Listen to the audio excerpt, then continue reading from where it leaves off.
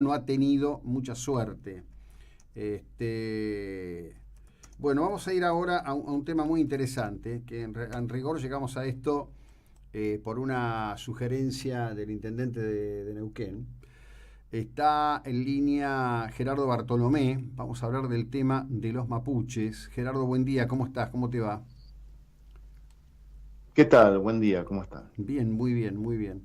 Bueno, vos venís trabajando en temas de historia, y el otro día en una conversación que yo tenía con el intendente de Neuquén, él sugería que para hablar del tema mapuche conversáramos contigo, y bueno, y en ese predicamento estamos, en básicamente lo que creo que hoy es una cuestión central, tratar de entender quiénes son los mapuches y cuál es la relevancia al respecto de un discurso bastante instalado en ciertos sectores de la sociedad de derechos ancestrales conculcados por la cultura blanca, digamos, para decirlo de un modo lo más sencillo posible. Bueno, el tema es bastante complejo, ¿no? Lo primero, bueno, un poco, yo escribí sobre, no, mi tema es la historia Sí, sí, y claro. escribí uno de mis libros, es sobre, se llama La Conquista de Rosas, sobre las guerras o las batallas de 40 años de lucha contra los indios, que básicamente va entre 1833 y 1874, porque no es que hubo una sola campaña de Roca a la conquista del desierto Claro. y nada más, ¿no? Pero digamos que para hacer una gran simplificación, podríamos decir que en la zona pampeana y norte de la Patagonia, eh, se dividía digamos, en dos grandes, en tres grandes etnias. Dos eran regionales de la Patagonia, que eran los indios, perdón, de la Pampa, los indios pampas, que estaban ubicados, digamos, su zona de influencia principal era lo que hoy es Azul y Olavarría. Mm. Después los indios ranqueles, que también eran originarios de la zona del sur de San Luis o norte de la actual provincia de La Pampa, y después asentados entre el sur de la provincia de Buenos Aires y el centro de la actual provincia de La Pampa, estaban los boroganos, que eran, digamos, de la etnia mapuche. Los Ujú. otros dos no eran de la etnia mapuche, si bien hablaban mapuche influenciados, digamos, araucanizados, como se Ujú. decía en esa época, Ujú. porque vamos a ponerlo en temas muy simples, el mapuche entre los indios era como el inglés hoy en día, de Ah, alguna mira. manera. Y entonces fueron adquiriendo el idioma mapuche o mapudungún, ¿no? Pero más o menos en la época, en los principios del siglo XIX, los mapuches que habitan el sur de Chile y la zona cordillerana, también de Argentina, a través de su influencia muy militarizados, ocupan la zona de Salinas Grandes, donde está hoy la ciudad de Santa Rosa, desplazando a las otras etnias, ¿no? Y Ujú. entonces se asenta. Entonces, cuando se dice que los mapuches son chilenos, quiero aclarar, no es que tuvieran ninguna relación con el gobierno de Chile, sino que que su asentamiento principal era del otro lado de la Patagonia, Mm. perdón, de los Andes, y, en la zona, en la época de 1800, desplazaron a los indios locales, y desde entonces, digamos,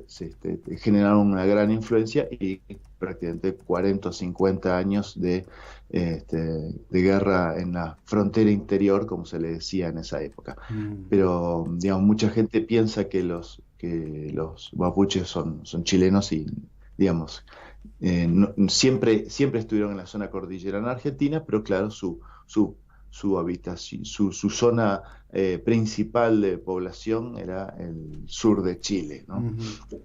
Lo que se habla, y hay muchos relatos de época, por lo menos lo que yo he podido reconstruir, es que tenían a partir de la constitución de la República de Chile una interacción en particular con capitales británicos, y que entraban, llegaban hasta, digamos, el sur de Buenos Aires, hacían saqueos importantes, se llevaban miles de cabezas de ganado y con eso generaban un comercio que sería, digamos, una de las puntas de lo que tuvo que ver, en definitiva, primero con las acciones de Rosas y luego con las acciones de Roca sustentadas en leyes del Congreso argentino, ¿no?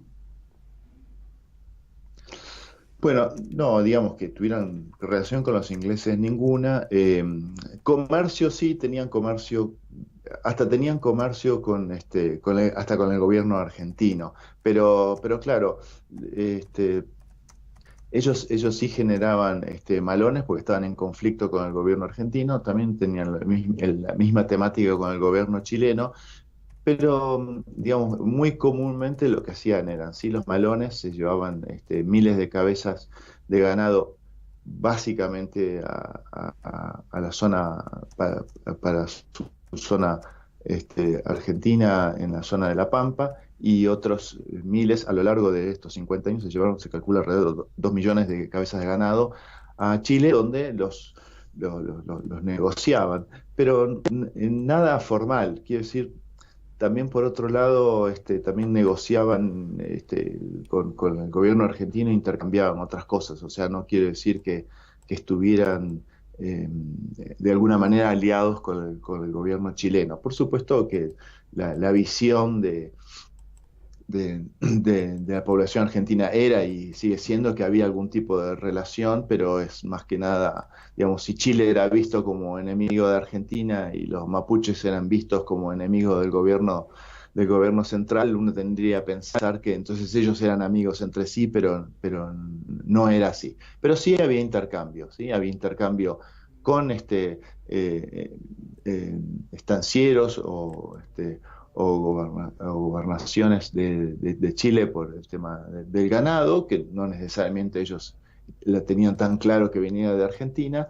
Y también había intercambio de bienes hasta con los fortines de la línea de fortines que tenía el gobierno argentino, fundamentalmente en la provincia de Buenos Aires, aunque tenían las otras provincias, pero digamos el 70% de los fortines estaban en la provincia de Buenos Aires, ¿no? Claro. Intercambiaban yerba, eh, aguardiente, tabaco y azúcar, fundamentalmente esos eran los bienes que intercambiaban. También el gobierno de la provincia de Buenos Aires, por mucho tiempo el gobierno de la provincia de Buenos Aires es independiente del gobierno de la Argentina. Ujú. Sí, hasta 1852 no había gobierno central argentino y desde el año 52 al 63 el gobierno de la provincia de Buenos Aires fue independiente de la Confederación Argentina. Negociaban la paz con los indios y les pagaban en cabezas de ganado, sea ganado bovino o equino, ¿no? Varios miles cada 2 o 3 o 4 meses que se intercambiaban. Ahora, decime, de esa lectura a esta lectura del presente, digamos, ¿no? Con los reclamos de tierra, la definición de tierras ancestrales, y demás. ¿Vos encontrás que guarda un hilo o una conexión histórica la cuestión, o lo de hoy son interpretaciones o construcciones contemporáneas? Bueno, hay un poco de las dos cosas, pero sí hay un hilo, sí hay un hilo y, digamos, la visión, la abolición de los pueblos originarios, em, tanto en la zona de la Pampa, de la Cordillera, de la Patagonia, es una visión que se repite en América, que es, ellos habitaban el continente, y, digamos, para ponerlo en gran simplificación, en una época empiezan a bajar gente de barcos, los Wincas, que seríamos nosotros, digamos, Sí, claro. y los vamos corriendo, los vamos desplazando, quedándonos con el territorio de ellos. Esa es la visión generalizada en toda América, no debo decir, no, de lo que fue el proceso de europeización de América, ¿no? Fue con desplazamiento de los pueblos originarios. Después podemos hilar fino sobre si los mapuches estaban originalmente en tal zona o no, pero sí había gente que habitaba, ¿sí? Pueblos originarios que fueron desplazados por la ola colonizadora europeizante de los Wincas, o sea, de nosotros. Entonces, a partir de ahí, este reclamo. Después, si tal o cual territorio estaba habitado originalmente por tal comunidad, eso sí es cuestionable, pero el general de la ley, la visión la visión indígena es que los Wincas se quedaron con el territorio de ellos y por eso los reclamos. Por eso, digamos, podríamos decir que los reclamos de ellos eventualmente no tendrían fin, digamos, ¿no? Porque podrían reclamar todo hasta Plaza de Mayo. Pero sí partamos de algo que casi es indiscutible, que es América estaba poblada y llegó una civilización extranjera, que somos nosotros, y los desplazamos a todos, ¿no? Eso que casi diría que es indiscutible. Aunque claro, pasaron, digamos, depende en qué época nos pongamos, de 1492 hasta ahora, 400, 500 años, y nosotros nacimos acá, o sea, yo nací en Argentina y todos nosotros salimos en Argentina igual que ellos, o sea, si mis antepasados venían de Europa, entonces eso ya queda atrás. Yo soy tan argentino como cualquier indio, pampa, ranquel, mapuche, tehuelche, huona, ¿no? Sí, más o menos eso es como que alguien, hoy, algún noruego o sueco se le ocurra reclamar una parte de Gran Bretaña porque los vikingos llegaron, la verdad que se ha construido todo un tema. Bueno, te cierro con esto. ¿En qué lugar de Canadá estás? Bueno, en este momento estoy haciendo todo un itinerario bastante largo. Ahora estoy un poquito al norte de la ciudad de Banff, que serían en las Rocallosas, ¿no? Es una zona, digamos, parecida a nuestra Patagonia. Y un poco cuando viajo, yo conozco mucho la Patagonia y siempre me gusta viajar a nuevos lugares de la Patagonia, pero viajo a otros lugares del mundo y descubro que nuestra Argentina es igual o más linda que otros lugares, pero este también, ¿no? Estamos a la altura, pero siempre a la altura de las circunstancias. Pero no es que viajo porque me gusta más que la Argentina, sino viajo mucho también. No, hay que viajar sin complejos, si el mundo es uno, en definitiva, afortunado que sos. El tema iba a cuento de lo que pasó antes de ayer en Toronto. Te preguntaba más que nada por eso, porque bueno, el Canadá siempre es el país donde te dicen todos es boring, es aburrido Canadá, y parece ser que, no digo que llegó la diversión, pero llegó el horror, ¿no? En esto que pasó en Toronto. Te preguntaba a cuento de eso nada más. Bueno, te agradezco enormemente, Gerardo, seguramente volveremos a conversar. Muy interesante todo lo que nos aportaste, ¿eh? Buena jornada. Bueno, muchas gracias. Salud. Bueno, Gerardo Bartolomé, argentino, historiador, se lo buscan, tiene una página propia, hay trabajos interesantísimos.